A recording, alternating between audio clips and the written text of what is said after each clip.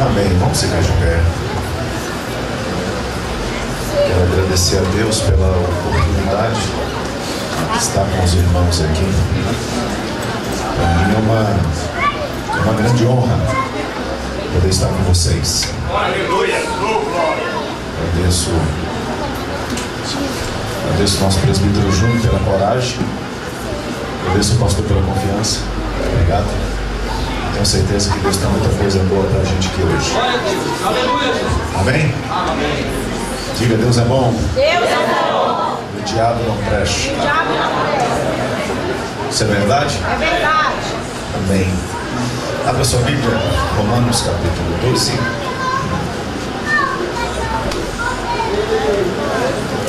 Oh, glória a Deus, aleluia.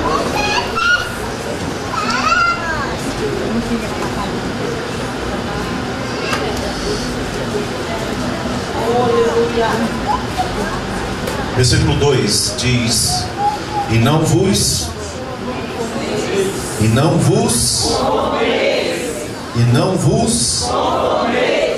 diga para o seu irmão, não vos conformeis. Diga para quem está do outro lado, não vos conformeis. Olha dia para trás, dá um sorriso de crente e diga para o irmão que está te olhando, não vos conformeis. Diga, não vou me conformar. Diga, não vou me conformar. Agora diga para você acreditar, não vou me conformar.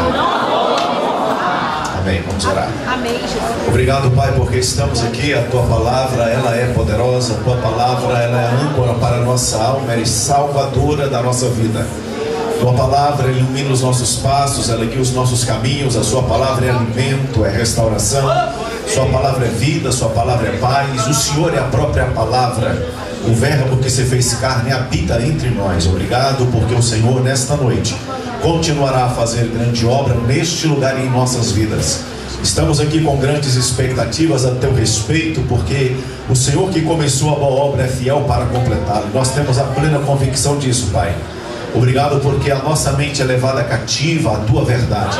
E o teu Espírito Santo, que já tem operado neste lugar, agora de forma mais intensa, ele operará em nossas vidas, em nossa mente, em nosso espírito, fazendo com que a diferença seja feita em nós, porque nós temos a certeza de que o Senhor é o nosso Senhor e o nosso Salvador. Te agradecemos e bendizemos ao seu nome para todo sempre. Amém. Amém. Pode se assentar em nome de Jesus.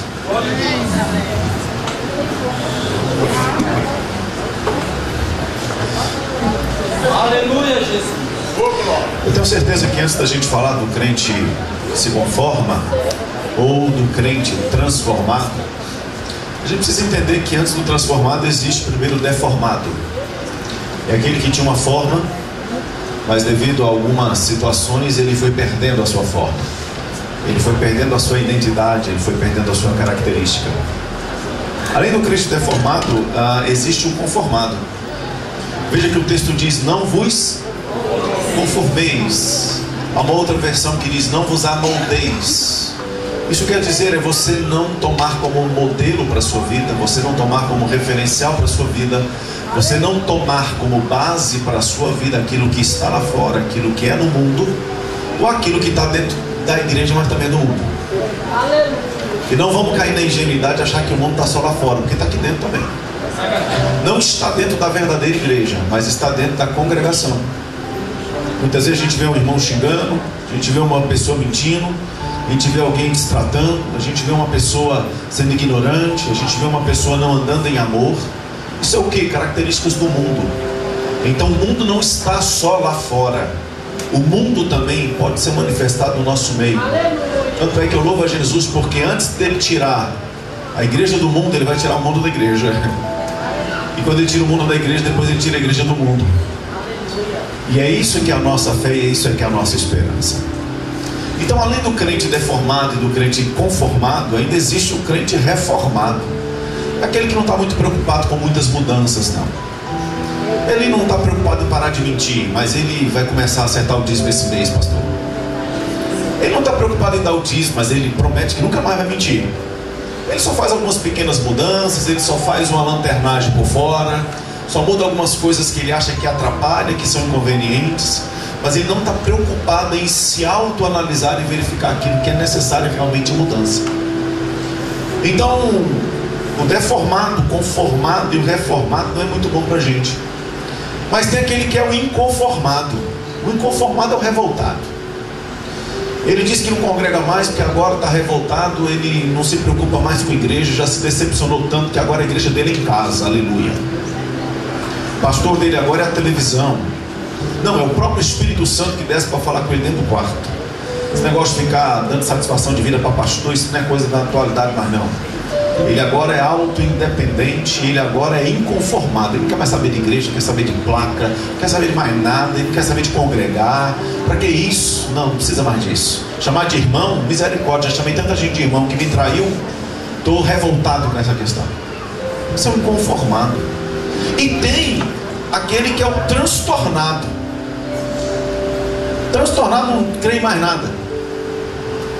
Antigamente ele queria de um jeito, ensinaram ele de outro, agora ele se revoltou, se transtornou, ele não acredita em mais nada. Sabe nem se Jesus volta mais. Ele está transtornado com as coisas, está transtornado com a palavra, está transtornado com a capacidade de crer, com a capacidade de confiar, com a capacidade de se entregar inteiramente a Deus. Ele está transtornado, ele mesmo não se conhece mais. É aquele que já não tem certeza de salvação, ele olha no espelho e diz: eu acho que nem crente mais eu sou. Olha para o irmão do seu lado e diga para ele: meu irmão,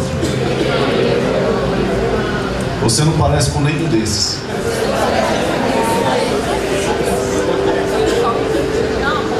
Mas tem um transformado, graças a Deus. Ele não é inconformado, ele não é reformado, ele não é deformado, ele não é transtornado, ele não é... ele é transformado. Glória a Deus. E ele é transformado porque ele tem um alvo que é transformar outros. Ele é transformado não para que ele apenas seja diferente, mas ele é transformado para ele fazer a diferença. Glória a Deus, aleluia. Ele é transformado não porque ele recebeu uma influência, mas porque ele agora é uma influência. Mas nós precisamos entender que transformar... Presta atenção, olhe para mim, peça a Deus graça, eu sei que é difícil, mas olhe para cá. Aleluia. A gente precisa entender que transformar é apenas resultado de um processo. Transformar é apenas o efeito de uma causa. Transformar é apenas a chama de um foco. E muitas vezes a gente visa os resultados. Eu quero transformar, eu quero transformar, eu quero transformar. E a gente se esquece de que a transformação só é resultado de transformados. E quando eu digo transformação, eu acredito que é o tema. Ele não fala de uma transformação para pior, mas de uma transformação para melhor. Glória a Deus. Então, a Bíblia me ensina que transformar alguém para melhor é resultado de pessoas que já foram transformadas para melhor. Você não pode levar uma pessoa onde você nunca foi. Você não pode guiar uma pessoa por onde você não conhece. Você não tem condição de conduzir uma pessoa a uma vida melhor se você não tem essa vida melhor. Se você tenta fazer isso, a Bíblia chama de hipocrisia, de falsidade, de cinismo. Nosso português rasgado é ser cara de pau. Então veja que a transformação do outro, porque pelo que me parece a proposta do tema é transformado para transformar, então seria mais do que necessário ou até lógico que você viesse à igreja pensando assim: o pastor vai botar pilha no meu espírito para que eu então comece a influenciar outras pessoas a vir para a igreja, a começar a ter uma vida diferente. E é claro que o Espírito Santo quer fazer isso, mas o Espírito Santo, antes de querer fazer isso através de você, ele quer primeiro fazer isso em você. Então eu quero que nesta noite você tire os seus olhos dos outros e você coloque os seus olhos em você. Porque eu sei que o Espírito Santo já falou muito ao seu coração durante essa semana. E agora a noite não vai ser diferente, mas eu não quero que você olhe lá fora, eu não quero que você olhe aquilo que é exterior a você, eu não quero que você apenas se atenha naquilo que pode ser na vida do outro, mas que você possa hoje estar diante de um espelho que é a palavra de Deus, e que esta palavra possa mostrar para você o que você é, para que você entenda o que você tem que ser, para que você viva o que Deus te chamou para ser. Quando eu falo em transformar para ser transformado, ou em ser transformado para transformar, eu falo sobre influência. Diga influência. Diga influência. Só que a influência que eu dou é a influência que eu recebo. Eu não dou aquilo que eu não tenho. O apóstolo Paulo disse: eu vos entreguei o que eu recebi do Senhor. Ele deu o que ele tinha. Deus amou o mundo de tal maneira que deu. Só se dá o que se tem, não se dá o que não se tem. Portanto, quando eu penso na transformação do outro, eu tenho que olhar que tipo de transformação que está me alcançando. Eu tenho que entender que para ser um agente de influência, eu tenho que analisar o tipo de influência que está vindo para a minha vida. E por favor, eu não quero trazer sobre tua vida condenação, mas eu quero que o Espírito trate você nessa noite. Porque a Bíblia diz em Salmo 1 que bem-aventurado é o homem que não anda segundo o conselho dos ímpios, que não se detém no caminho dos pecadores e que não se assenta na roda dos escarnecedores. Portanto, ele fala de um tipo de pessoa que não está debaixo de uma influência negativa e que não tem recebido uma transformação destrutiva, mas uma pessoa que está recebendo uma influência certa para ser uma influência certa. Portanto, quando o texto de Salmo diz: bem-aventurado é aquele que não anda segundo o conselho, que não se assenta na roda e que não se detém no caminho dos pecadores, o que o Salmo está me ensinando através da palavra de Deus é que eu preciso analisar quem anda fazendo a minha cabeça. Que tipo de amigo eu tenho aberto os meus ouvidos para ouvir? Glória a Deus, aleluia. O que eu tenho permitido determinar o meu gosto, meu querer, a minha palavra, a minha veste, o meu comportamento? Quem é que eu tenho dado a chave do meu coração para influenciar a minha vida, para que eu seja um canal da continuidade dessa influência através de mim, não só em mim? Salmo está dizendo para mim e para você o seguinte: cuidado com quem faz a tua cabeça, cuidado com quem fala no pé do teu ouvido, cuidado com quem você conversa no WhatsApp, cuidado com quem você põe dentro da tua casa, cuidado com o tipo de relacionamento que você tem no teu trabalho, cuidado com a ideia de que homem que é homem não nega assédio de mulher, quando o homem que é homem é capaz de, diante da proposta de 10, permanecer fiel à única que ele tem.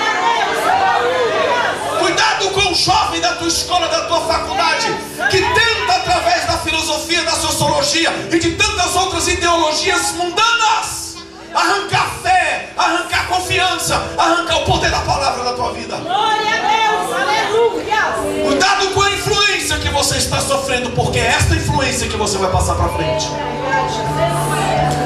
Felizmente, dentro da igreja nós não estamos diferentes. Estamos vivendo uma influência, estamos vivendo resquícios de coisas que não pertencem a Deus. Começamos a cair na ideologia da miserabilidade e mediocridade do homem. Nós acreditamos que um crente santo é o mais pobre, é o mais maltrapilho, é o que mais fala errado dentro da igreja. Se você chega para uma pessoa e começa a dizer: eu sou filho de Deus, a pessoa acha que você é arrogante, que você é prepotente. E eu não encontro na Bíblia Deus dizendo que eu faço parte de uma outra família que não seja a família dele. E que eu saiba, Deus não é pai de verme. Glória a Deus. Deus não é pai de lagartixa. Aleluia, Jesus. Deus não é pai de um monte de bichinho. Tu fica me olhando com esse olho escandalizado. Eu comecei a pregar. Tu vai ver como chegar no final. Glória a Deus, aleluia. Diga: eu sou filho de Deus. Diga: eu sou filho de Deus. Não, mas desse jeito você não é nem primo. Diga: sou filho de Deus. Sou irmão de Jesus. Sou templo do Espírito Santo. Pergunto para vocês se é pouca coisa ou é muita coisa, irmão. É pouca ou é muita coisa para você isso? É muita coisa. Aí o diabo fica tentando convencer a gente que nós somos os piores dos piores. O diabo fica tentando convencer a gente que nós não valemos e não servimos para mais nada. Como é que Deus mandaria Jesus para morrer por quem não vale nada? Glória a Deus, aleluia. Eu poderia não ter valor por causa do pecado, mas pela graça Ele mandou um filho para morrer por mim. E a partir do momento que eu aceito o que Ele fez, eu saio de perdido e me torno filho. E eu agora sou chamado de filho de Deus. Eu posso dizer: Jesus é meu irmão mais velho. Aleluia. Eu sou o filho mais velho do meu pai e da minha mãe. Depois de mim tem mais 4. Mas o maior desejo que eu tinha era quando os caras iam bater em mim na escola, eu poder ter um irmão mais velho para chamar, para dar um cacete neles. Eu nunca tive a oportunidade de dizer assim: vou chamar meu irmão, vai ver, amanhã meu irmão vem aqui. Mas eu aprendi na Bíblia que quando o diabo fica dando burdoada na minha orelha, eu aprendi na Bíblia que quando ele usa a gangue dele, doença, problema, dificuldade e situações contra a minha vida, eu tenho um irmão mais velho que eu posso dizer: peraí, eu vou chamar o meu irmão mais velho para dar um jeito em você, camarada.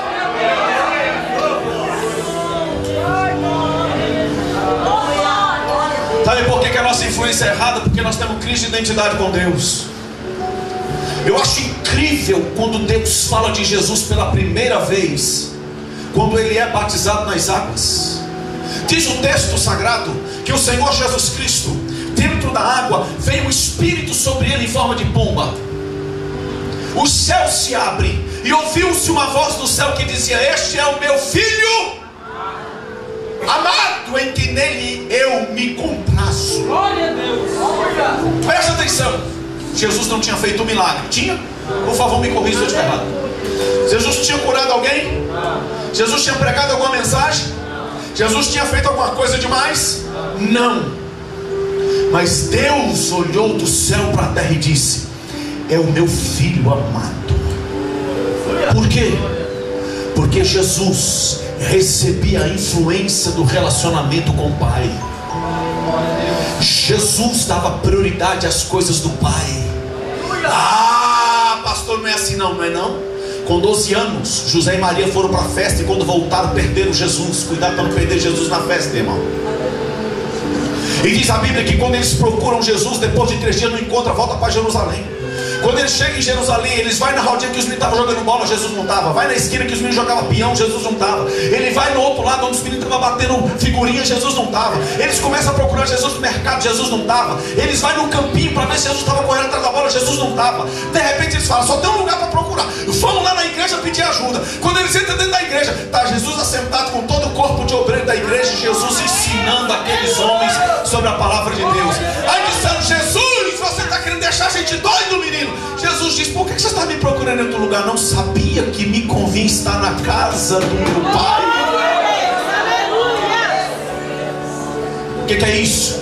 Influência para influenciar.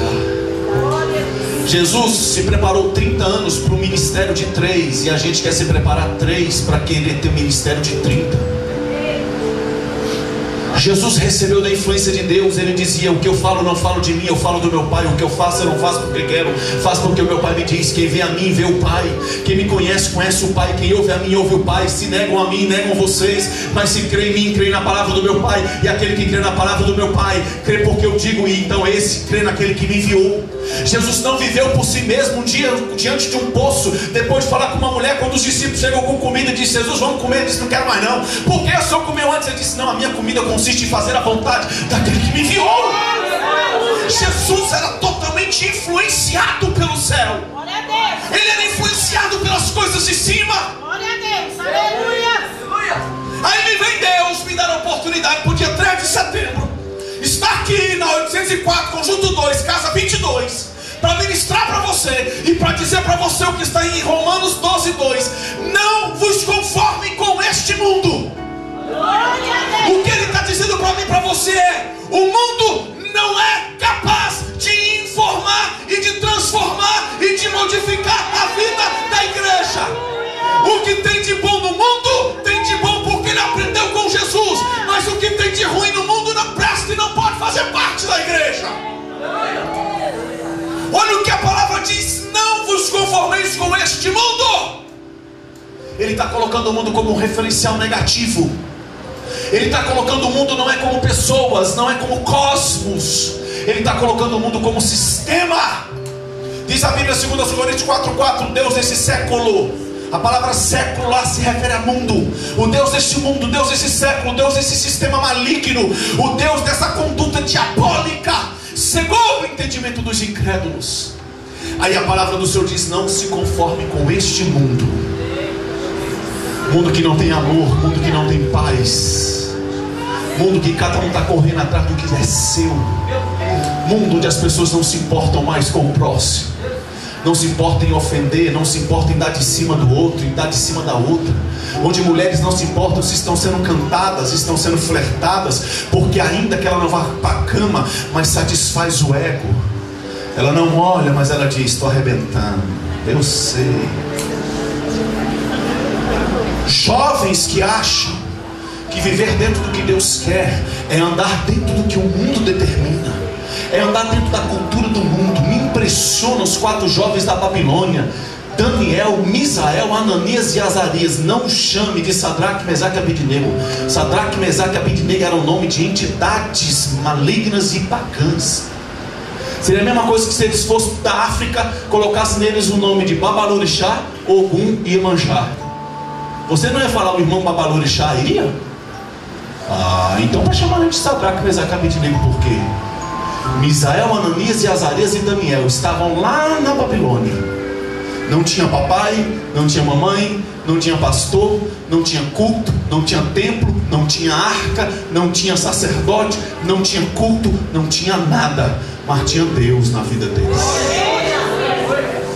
E lá diante da Babilônia, eles não aceitaram a influência do sistema, mas disseram: a gente passa fome, a gente come verdura, legume e fruta, mas dessas coisas contaminadas a gente não participa. O que é isso? Saber a influência que está sobre a sua vida. O que é isso? É permanecer naquilo que tem consciência de que é permanecer naquilo que sabe por que foi criado, sabe qual é o intuito da palavra dentro deles. Meu pai não vê, minha mãe não vê, não tem problema. José recebeu a mesma proposta no Egito. A mulher foi dar de cima de José, a mulher arrancou a roupa de José. E se ela arrancou a roupa dele, como é que ela não estava, irmão? Mas a Bíblia diz que José na hora disse: não, eu não cometeria tamanha maldade e pecaria contra o meu Deus. A mulher disse: mas aqui não tem ninguém vendo. Ele disse: aqui pode não ter, mas lá tem olhos como chama de fogo. E eu não vou negar o meu Deus, eu não vou negar o meu Deus. A influência é capaz de mudar o seu comportamento. A influência é capaz de mudar as suas atitudes. A influência é capaz de mudar o seu caráter. Glória a Deus, aleluia, Jesus. Tome muito cuidado para quem tu anda abrindo o teu coração. Toma muito cuidado com aquelas fulaninhas que trabalham em salão de beleza, que enquanto bota a mão na tua cabeça, tenta fazer a tua cabeça. Cuidado com aqueles fulaninhos do teu trabalho que na hora do almoço fica tirando onda da tua cara. Cuidado com aquela turma lá fora que fica tentando te influenciar porque você é luz e eles são trevas, e a sua luz tem ofuscado a vida deles. E como eles não podem fazer a luz deles brilhar, eles querem apagar a tua que está brilhando. Tome cuidado com o tipo de família que chega para você e diz: se fosse meu marido eu não fazia assim, se fosse meu marido eu fazia assim, assim, assim. Mulher só dá valor em homem que é duro, homem só dá valor em mulher que pisa nele. Aí a gente pega essa cultura do mundo que vem através de filme, de novela, de internet, ou de pessoas mal vividas e resolvidas, e a gente acha que tem que viver isso na nossa história. E aqui está dizendo que você foi transformado, foi para transformar e não para ser influenciado pelo mundo. Agora preste atenção. Sua transformação, ela não passa apenas por uma mera vontade. A sua transformação, ela passa por uma atitude. Eu vou repetir. Sua transformação não passa meramente por uma vontade, ela passa por uma atitude. Olha o que o texto está dizendo: transformai-vos. Ninguém me transforma, mesmo que eu esteja debaixo de uma influência. Esta influência só tem efeito na minha vida se eu decido vivê-la, se eu decido colocá-la na minha vida. transformai-vos. O que o texto está dizendo é que chega de você viver influenciado por muita gente. Está na hora de você começar a se influenciar por aquilo que a palavra diz. Glória a Deus, aleluia. Glória a Deus. Nós precisamos aprender a considerar mais a palavra, irmão. Porque se a palavra diz fugir da prostituição, fuja da prostituição. Se a palavra fala de porneia, que é a pornografia, fuja da porneia. Se a palavra fala sobre um bom pai, uma boa mãe e bons filhos, sobre bom casamento, sobre um bom funcionário, sobre um bom patrão, obedeça a palavra. Glória a Deus. Glória a Jesus. Glória a Deus. A palavra diz: transformai-vos. Mas como é que eu posso me transformar? Eu me transformo pela renovação da minha mente. Mente transformada é resultado da influência da palavra. Glória a Deus. Aleluia. Eu quero ler para você o que está em Efésios capítulo 2, versículo de número 3. Olha só o que diz a Bíblia, Efésios 2, 3. A partir do versículo 1, para a gente entender o contexto. Ele vos deu vida, estando vós mortos nos vossos delitos e nos quais andastes outrora, segundo o curso deste mundo. Isso quer dizer, você andava influenciado pelos delitos e pecados, isso te causou a morte. Você andava debaixo dessa influência. Mas ele diz: segundo o príncipe da potestade do ar, do espírito que agora atua nos filhos da desobediência. Observe, olha para mim. O que Paulo está dizendo aqui é que aqueles que estavam mortos nos delitos e pecados, eles andavam influenciados por coisas que não agradavam a Deus. E essas coisas que não agradavam a Deus não eram meramente resultados de uma cultura sem Deus, ou de pessoas que não tinham a Deus. Ele diz, eram resultados da influência de Satanás. Era resultado da influência de Satanás. Andavam segundo o curso desse mundo. Eu e você andávamos segundo o curso deste mundo, segundo o príncipe da potestade do ar, do espírito que atua nos filhos da desobediência. Quem é o príncipe e quem é o espírito que atua nos filhos da desobediência? Satanás. O diabo tenta plantar na tua vida coisas que vão te afastar de Deus, mas ele não chega de rabo e chifre. Ele vem muitas vezes através de uma palavra de um amigo. Ele vem através de uma influência de pessoas a quem você credibiliza.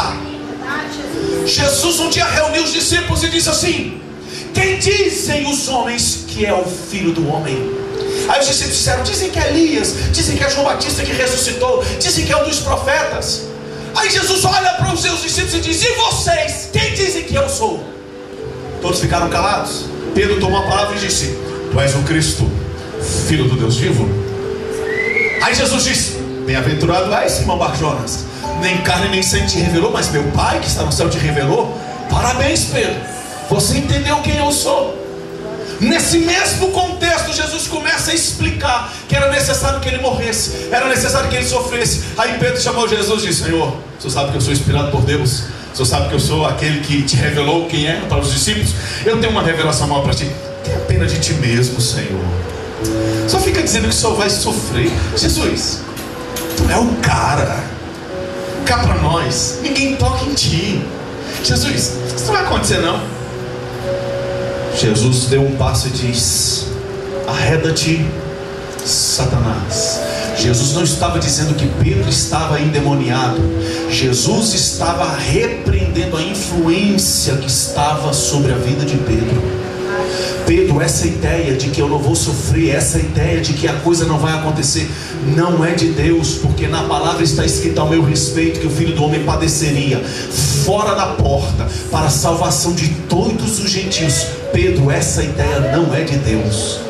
Irmão, uma coisa tão séria que a Bíblia diz que nos últimos dias muitos se apostatariam da fé por darem obediência e ouvidos a ensinos de demônios. E eu pergunto, qual de vocês aqui teria coragem de parar ali fora na frente de um satanista e ouvir o ensino de demônio? Levanta a sua mão. Portanto, quando a Bíblia diz cuidado com o ensino de demônio, é porque o ensino de demônio pode sair muitas vezes dos nossos cultos, podem sair muitas vezes dos nossos momentos em que nos reunimos, em que pessoas que não buscam a direção de Deus para falar, saem falando um monte de besteira que não está na Bíblia, que não está na palavra. E a gente começa a receber uma influência maligna. Eu conheço um pastor que compra preservativo e dá o alojamento da igreja para os jovens depois do culto e faz aí acontecer no quintal da igreja, porque ele diz que isso não é pecado, afinal de contas tem que conhecer. Isso é ensino de Deus ou é ensino do diabo, irmão? Agora Paulo disse: transforme-se pela renovação do seu entendimento. Olha o que diz o versículo de número 3 que nós estamos lendo, Efésios 2, versículo 3. Olha o que Paulo fala: entre os quais também todos nós andamos outrora, segundo as inclinações da nossa carne, fazendo a vontade da carne dos pensamentos, e éramos por natureza filhos da ira, como também os demais. Paulo está dizendo que uma pessoa que é entregue ao seu próprio pensamento, ela vai viver uma vontade fora da vontade de Deus, ela vai viver uma vida fora da vida de Deus. Diz a Bíblia em Romanos capítulo 1 que o povo se endureceu tanto em relação a Deus que Deus os entregou aos seus próprios sentimentos, e eles começaram a se unir, homem com homem, mulher com mulher, e começaram a se mutuamente defraudar, se estragarem mutuamente um ao outro. Olha o que é uma pessoa entregue a si mesma. Por isso que Paulo vem dizer: transforme pela renovação do seu entendimento, da sua mente, porque é na sua mente, na forma como você entende e você vê as coisas, que começa a obra de Deus a ser trabalhada. Eu me preocupo muito com aquela frase: isso é normal. Isso é normal. Cadê o seu filho? Ah, foi dormir na casa da namorada. Ah, isso é normal. Cadê a sua namorada? Está ali se vestindo com um topzinho e com uma mini saiazinha para ir para um lugarzinho com o namorado. Mas isso é normal, que a gente não pode oprimir, né? É normal. Cadê o seu marido? Ah, me largou em casa com um monte de coisa para fazer, para ficar cuidando dos meninos, e ficou mais uma vez o dia inteiro e a semana inteira no campinho jogando bola. Mas isso é normal. Cadê a sua esposa? Minha esposa está aqui, largou a casa, largou tudo, largou os meninos, está por aí batendo perna na casa das amigas dela, batendo papo. Mas isso é normal. Afinal de contas está todo mundo assim, está todo mundo vivendo assim, está todo mundo andando assim. Isso é normal. Cadê o fulano de tal? Ah, o fulano de tal chegou aqui na igreja, deu problema, rachou, levou 20% da igreja, abriu uma igreja ali na esquina. Mas isso é normal. Nós estamos chegando a um ponto, irmão, que o normal está sendo o capim comer a vaca. O normal agora é o galho pular no macaco. Está tendo uma inversão de valores nas coisas. Não é normal, não foi normal e nunca será normal. Deus, aleluia. Olha o que Paulo diz: transforme pela renovação da sua mente. O seu comportamento será resultado do seu pensamento. O seu comportamento, a sua atitude, a sua maneira de vida será resultado daquilo que você entende de como deve ser a sua vida. Aleluia. Aí Paulo disse: renove a sua mente. Você quer transformar? Aleluia. Seja transformado. Porque senão você corre o risco de fazer um monte de gente errada, como muitas vezes nós estamos. Corremos o risco de fazer pessoas pensarem como nós pensamos, e muitas vezes estamos pensando errado, estamos vivendo do jeito errado, estamos fazendo a coisa da forma errada. A sua mente, ela é o estômago da sua alma. Se você não começar a modificar o seu pensamento pelo poder da influência da palavra, se você não deixar a palavra começar a mudar a sua forma de ver o mundo, você vai começar a viver uma cultura do mundo dentro de um pseudo-cristianismo. Eu acho muito interessante quando Pedro chegou lá na Porta Formosa. E o que tinha sentado ali à beira da porta? O que ele tinha? O que ele tinha? O que ele tinha? Não era cego, não. Vamos lá que a gente acerta uma hora. Vai falando as doenças que você acha que tinha lá no ombro. Quem era? Um coxo. Que por causa da sua situação ele estava ali e queria que alguém o ajudasse com dinheiro. Mas ele estava lá.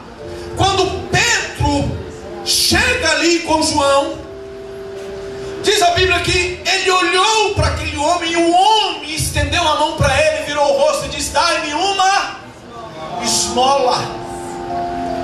Se Pedro tivesse o entendimento de que ele só podia enfiar a mão no bolso e dar um dinheiro, era isso que ele teria feito. Mas diz a Bíblia que Pedro olhou para aquele homem e disse assim: eu não tenho ouro e eu não tenho prata. Isso quer dizer, o que você precisa não vai resolver o teu problema, mas o que eu tenho, disse Pedro, isso eu te dou. Em nome de Jesus o Nazareno, levanta e anda.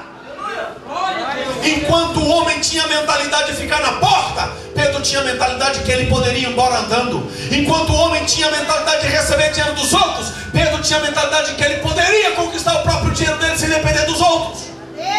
Pedro disse: levanta e anda. Mas diz a Bíblia que quando Pedro falou isso, ele disse: olha para nós. Olha para nós. Eu já cansei de ouvir em púlpito: igreja, não olha para mim não. Igreja, não põe os olhos em mim não, porque o homem é, o homem, tá, e o homem o quê? A igreja vai olhar para quem? A igreja vai ver quem? Onde é que Cristo vai ser visto? Quem é que vai mostrar que tem Cristo? Quem é que vai viver Cristo? Quem é que vai exalar a presença de Cristo? É o mundo? Não, o mundo tem que olhar para nós sim. O mundo tem que ver a nossa vida sim. E nós temos que com responsabilidade dizer: pode olhar para nós, porque ao olhar para nós você vai ver Cristo, a vida de Cristo, o poder de Cristo, e a unção de Cristo, e a influência de Cristo na nossa vida. Pedro disse: olha para mim sim. Olha para mim, me dá sua mão. O rapaz estendeu a mão e segurou na mão de Pedro. E diz a Bíblia que Pedro o ajudou a levantar. E ele deu um salto, porque a influência daquele homem era a influência de Deus para aquele aleijado. Pedro disse: olha para mim. 1 Coríntios capítulo 11 versículo 1, Paulo disse: sede meus imitadores, como eu sou. Eu pergunto: Paulo foi discípulo de Jesus?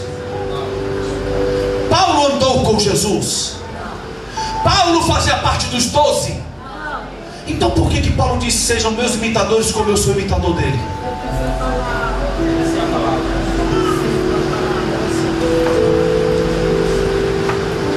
Como é que eu imito alguém que eu não conheço, que eu não vejo, que eu não sei quem é?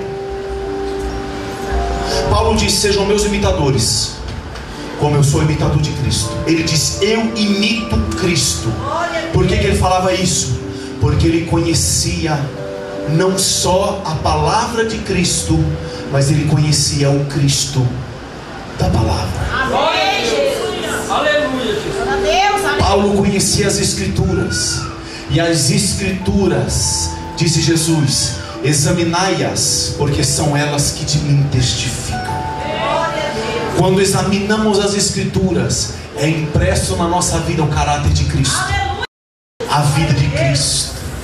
Um dos maiores psicólogos, cientistas do Brasil, chamado Augusto Cury, um dia teve uma ideia: eu vou analisar o histórico de Cristo, eu vou procurar entender como é que funcionava a mente de Cristo. Ele era ateu, ele não conhecia Jesus. Ele disse: para mim ele é só um ícone religioso. Eu vou começar a estudar a história desse homem. Não sei com que intenção, talvez, quem sabe, pensando que iria até encontrar algum desvio de conduta em Jesus. Mas ele começou a estudar, e ele começou a ler, e ele teve que ler a Bíblia, ele teve que ler comentários, e ele foi tocando na palavra, ele foi se entregando à palavra, ele foi mexendo com a palavra. E meu pai me ensinou que quem mexe com fogo, quem mexe com fogo, aí em dado momento, puf, Augusto Cury disse: como é que eu posso negar este que morreu por mim? Olha a influência que esse homem teve sobre a vida de Augusto Cury. Augusto Cury foi poderosamente influenciado, e hoje é um dos homens que Deus usa para influenciar outros acerca de Cristo. Conta essa história de um jovem que certa vez era drogado, e alguém foi evangelizá-lo e disse para ele o seguinte, falou: olha, eu vou lhe dar uma Bíblia. Ele disse: se você me der uma Bíblia, eu vou arrancar todas as páginas da Bíblia e vou fazer cigarro de maconha e vou fumar todas as páginas da Bíblia. Ele disse: não tem problema, você vai começar então com o Evangelho, você vai começar com o Novo Testamento. Eu vou te dar uma Bíblia, vou te dar então o Novo Testamento. Você pode arrancar todas as páginas da Bíblia e você pode fumar todas elas, mas com uma condição: antes de você fumar, você vai ler o que está escrito lá. Glória a Deus. Rapaz, diz fechado. Aí ele leu capítulo 1 de Mateus, depois ele enrolou, fez o cigarro e fumou. Capítulo 2, até o capítulo 28. Aí depois ele fumou Marcos todinho. Fumou todo o Evangelho de Lucas. Fumou o Evangelho de João capítulo 1, capítulo 2. Aí quando ele estava lendo João 3, chegou no versículo 16. Porque Deus amou o mundo de tal maneira que deu seu Filho unigênito, para que todo aquele que nele crê não pereça, mas tenha a vida eterna. Ele não conseguiu fumar mais. Porque a palavra mudou a vida dele. E ele se converteu lendo a Bíblia sozinho. E foi salvo pelo Senhor Jesus. Porque a palavra é viva e eficaz. A palavra é poderosa. Glória a Deus, aleluia. Irmão, deixa eu te dizer uma coisa já para eu começar a preparar para entregar o microfone. Já vou fechar a Bíblia. A maior influência que você pode ter de Deus na sua vida é tendo tempo com Deus. Você não tem influência para aquilo que você não gasta tempo. Você não tem influência com aquilo que não te interessa, com aquilo que você não se importa. Você não recebe influência daquilo que você decide rejeitar. Se você puder, abra sua Bíblia, Marcos capítulo 3, versículos de número 13, 14 e 15. Vocês aqui têm Bíblia no computador? Põe para mim aqui, por favor. Você é solteira? É solteira? Namora? Põe então para mim, por favor. Se for de Deus vai continuar, se não for vai acabar essa semana.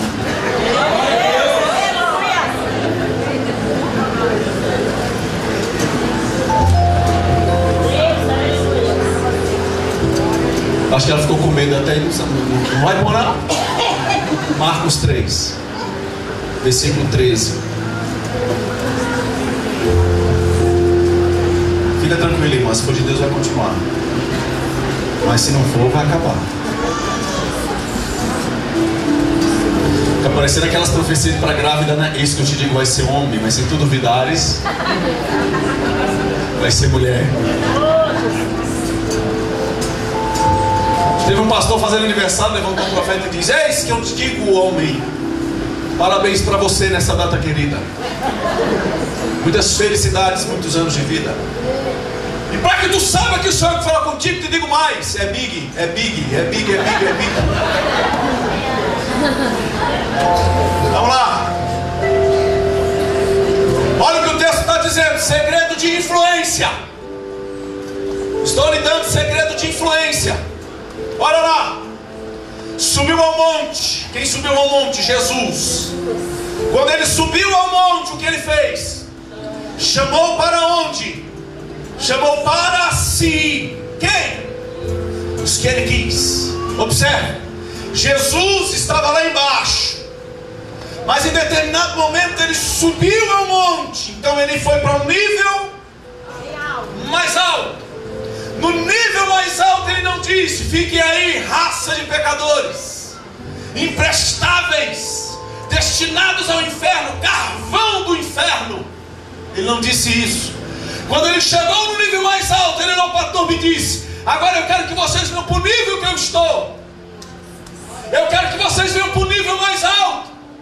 Eu quero que vocês saiam dos lugares mais baixos, dessa vidazinha medíocre, e venham para o nível maior. Venha para o nível mais alto, o nível que eu estou aguardando vocês. Por que Jesus chamou eles para o monte? Porque Jesus chegou no monte primeiro.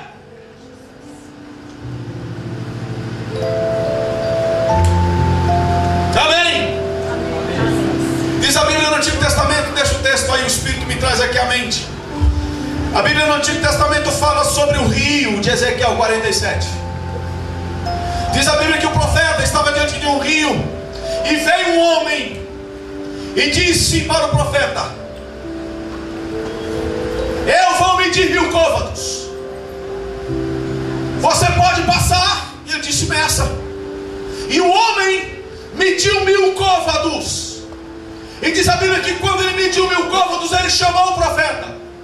E o profeta caminhou os 1000 côvados e as águas davam pelos seus tornozelos. Aí o homem disse para o profeta: vou medir mais 1000. O profeta disse: meça. O homem mediu mais 1000. Não foi o profeta que mediu, foi o homem. O homem mediu mais 1000. Quando o homem mediu mais 1000, olhou para o profeta e disse: venha. Foi lá e ajudou o profeta. E diz a Bíblia que quando ele completou o segundo milheiro de côvados, as águas estavam dando nos seus lombos. Diz a Bíblia que no terceiro milheiro, depois que o homem mediu e trouxe o profeta, as águas já estavam dando nos seus ombros. Ele mediu mais 1000. Mas quando ele mediu mais 1000 e o profeta foi ao encontro, diz a Bíblia que o profeta não conseguia andar, não conseguia caminhar, ele tinha que mergulhar para ele poder alcançar os 1000 que foi medido. O que isso representa? Uma vida em envolvimento com a palavra de Deus. Você só vai ser guiado pela palavra se você não desprezar o dono da palavra. Ele é aquele que diz: eu já medi os 1000 côvados para saber onde você está hoje e aonde eu quero que você chegue. Venha pela palavra, seja guiado pela palavra, seja influenciado pela palavra, tenha uma vida renovada e transformada pela palavra. Você anda na palavra e a palavra garante o teu futuro e a tua vitória. Olhe para o Antigo Testamento, lá está o profeta Elias. Desafiou os 850 profetas, 450 de Baal e 400 de Azera. Diz a Bíblia que depois que eles tentaram e não conseguiram fazer cair fogo do céu, o profeta diz: agora é minha vez. Ele quebra o altar que estava em ruínas, ele pega 12 novas pedras mostrando um concerto completo, ele reconstrói o altar, ele pega o animal, ele sacrifica o animal e coloca as partes em ordem no altar. Como se isso não bastasse, ele insere um ingrediente novo. Você não vê sacrifício sendo apresentado com água, você vê o sacrifício sendo limpo com água depois. Mas você não vê sacrifício sendo apresentado com água, porque aquilo apontava para a nova aliança da qual eu e você fazemos parte. Quando o profeta Elias disse: derrama água, derrama água, derrama água e derrama água, e quando derramou a água, o fogo se manifestou. Então isso ensina para mim e para você: você pode ter uma vida, você pode ter uma conduta e você pode servir a Deus da melhor maneira possível, mas tudo que você fizer tem que estar de acordo com a palavra, que é a água. É uma vida alinhada com a palavra, que o fogo, que a unção e que a glória vai se manifestar.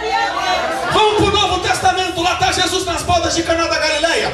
Tinha, diz a Bíblia, talhas que estavam vazias. Jesus disse: enche as talhas de água. Eles encheram quase 700 litros de água. Jesus disse: agora pega e leva o mestre-sala. Quando eles pegaram a água, chegaram no mestre-sala, era o quê? Vinho. Que isso apresenta para mim e para você? Podemos estar vazios, mas quando você se enche da palavra, que é a água, quando você se enche da palavra, que é a água, quando você se enche da palavra, que é a água, na hora da necessidade não vai ministrar água, vai ministrar vinho, unção, poder, o Espírito Santo em atividade. Nós precisamos voltar a nos encher. Oh, se a gente começasse a diminuir um tempinho no WhatsApp para gastar esse tempinho com a palavra. Deus, aleluia. Eu não sou inimigo do WhatsApp, mas faça um teste. Quanto tempo você gasta no Facebook, nas redes sociais por dia? Tire o dízimo disso e gaste com a palavra. Dízimo, estou falando de 10%. E gaste com a palavra. Muita coisa vai começar a acontecer de diferente na tua vida. Olha o que Jesus estava dizendo. Cadê o texto? Corta para mim aqui na tela. Corta para mim. O que Jesus está dizendo? Discípulos, eu quero que vocês venham para um nível mais alto. Quero que vocês venham para um nível mais alto. Jesus está dizendo: para com essa picuinha de ficar com ciúme do outro. Para com essa bobagem de tentar descobrir quem é o maior. Para com isso. Eu quero que vocês venham para um nível mais alto. Porque esse negócio de ficar fazendo no corredor da igreja corredor de passarela de moda. Para com isso de ficar olhando, reparando o outro. Para com esse negócio de ficar dizendo, irmão, senti de orar por você, só para se atualizar do que o outro está passando. Para com esse negócio de ficar pedindo oração na igreja. Irmão, eu queria pedir oração pelo irmão fulano de tal, só para você dar informação da fofoca.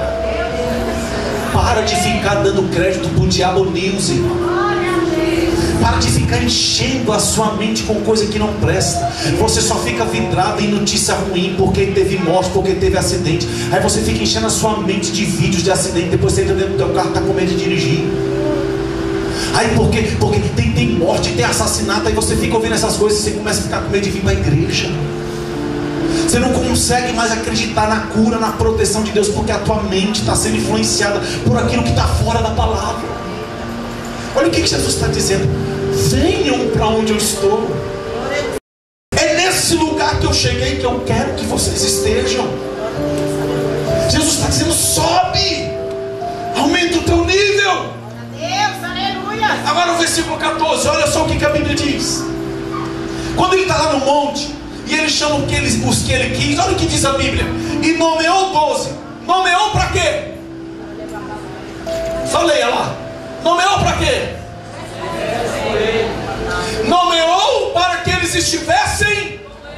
Olha o segredo da influência. Ele nomeou os 12 para que os 12 estivessem sempre com ele. Jesus é como se ele estivesse dizendo: vocês agora vão dormir comigo, vocês vão comer comigo, vocês vão entrar onde eu entrar, vocês vão deitar onde eu deitar, o que eu comer vocês vão comer. Jesus estava dizendo: eu vou influenciar a vida de vocês e vocês serão a minha influência. Mas para isso tem que gastar tempo. Para isso tem que tirar o seu foco de outras coisas. Tem que subir o nível para estar sempre com Ele. Antes de Jesus os enviar para pregar, e o versículo 15 diz que eles eram enviados para expulsar demônio e curar os enfermos. Mas antes disso acontecer, antes deles expulsarem demônios, antes deles pregarem, antes deles curarem os enfermos, Jesus disse: o teu foco tem que ser estar comigo. O teu foco tem que ser andar comigo para receber da minha influência. Não foi em vão, irmão, que na cidade de Antioquia eles foram pela primeira vez chamados de cristãos. A palavra cristãos vem do grego Christóis, que significa pequenos cristos. É porque chegava lá e eles não viam o pastor, eles viam Cristo. Rapaz, mas esse é o Júnior. Não é o Júnior, é Cristo. Porque ele fala igual a Cristo, ele anda igual a Cristo, ele pensa igual a Cristo, ele vive igual a Cristo. Ele cuida da família dele como Cristo cuidaria se fosse o pai. Ele ama a esposa dele como Cristo amaria se ele fosse o marido dela. Não é Júnior, é Cristo. Deus, aleluia. É a influência de Cristo. Glória a Deus, aleluia. E a influência de Cristo transforma. E a influência de Cristo causa transformação. Glória a Deus. O que Paulo disse em Gálatas 2:20? Logo já não sou eu. Logo já não sou eu quem vive, mas é Cristo que vive em mim. E a vida que eu vivo na carne, eu vivo na fé no Filho de Deus, que me amou e se entregou por mim. Não sou eu quem vive. Eu vivo debaixo de uma influência. Quando alguém me dá calote, eu faço o que Cristo faria se ele estivesse no meu lugar. Quando alguém me xinga, quando alguém arruma uma mentira com meu nome, quando alguém me difama, eu faço o que Jesus faria se ele estivesse no meu lugar. Porque não sou eu, é Cristo. Quando o meu marido é grosso comigo, quando a minha mulher está querendo bater de testa comigo, quando o meu filho não me obedece, quando o meu pai não me dá bom exemplo, o que eu faço? Eu faço o que Cristo faria, porque eu sou influenciado por Cristo, eu ando com Cristo, eu recebo da vida de Cristo. Vamos encerrar. Lucas capítulo 10, a partir do versículo 38 até o versículo 42, conta-nos a história de duas irmãs, Marta e Maria. Diz a Bíblia que a casa era de Marta, por isso que ela recebeu Jesus em sua casa. Jesus foi para a casa de Marta, ela era anfitriã. Ela realmente tinha que cuidar da casa dela. Maria estava ali, poderia pelo menos ajudar a irmã, mas ela estava ali e preferiu abandonar a irmã mas se assentar aos pés de Jesus para ouvir as palavras de Jesus. Diz a Bíblia que porque Marta não dava crédito a Jesus, ela andava angustiada, ansiosa, preocupada com muitas coisas. E o que ela tinha podia ser tirado dela, mas Jesus disse: Maria escolheu a melhor parte e essa não lhe será tirada. Marta e Maria não representam dois tipos de crente. Marta e Maria não representam o crente que dá valor a Deus e o crente que não dá valor a Deus. Não, senhores e senhoras. Marta e Maria representam situações da nossa vida onde eu tenho que aprender como me posicionar do jeito certo. Eu tenho uma hora de trabalhar, eu tenho uma hora de dormir, eu tenho uma hora de descansar, eu tenho uma hora de fazer compra, eu tenho uma hora de cuidar da minha família, eu tenho uma hora de amar minha esposa, de educar os meus filhos, de cuidar do meu marido. Mas eu tenho uma hora de ler a Bíblia, de consagrar, de me dedicar ao Senhor. E eu não posso misturar as coisas. Hora de lavar a louça tem que ficar limpa. Mas hora de ganhar almas, a rua está te esperando. Não tem que misturar as coisas. Por que Jesus disse isso? Porque ele passou na casa de Marta, descendo para Jerusalém. Em Jerusalém ele morreria e nunca mais voltaria na casa de Marta. Era a última oportunidade. Era a última vez que Jesus iria na casa de Marta. Por isso que quando Jesus passou ali, o que ele esperava? Que Marta parasse tudo e que Marta se assentasse com Maria aos seus pés. Se você estivesse amando alguém que fosse morrer amanhã, como você ficaria com essa pessoa hoje? Era isso que Jesus esperava de Marta. É como se Jesus dissesse: Marta, eu esperarei que você gastasse o seu tempo comigo. Marta, a parte que Maria escolheu é a melhor e nunca lhe será tirada. Por quê? Porque Maria escolheu ficar aos pés, recebendo da influência de Jesus. Recebendo da influência de Jesus. Recebendo da influência de Jesus. Como é que você pode influenciar se você não é influenciado? Como é que você pode transformar se você não é transformado? Como é que você pode falar de tão grande amor se você não é capaz de amá-lo com tão grande amor? Nem vendedor vende o que ele não acredita. Eu conheço vendedor que vende gelo para esquimó e ganha dinheiro.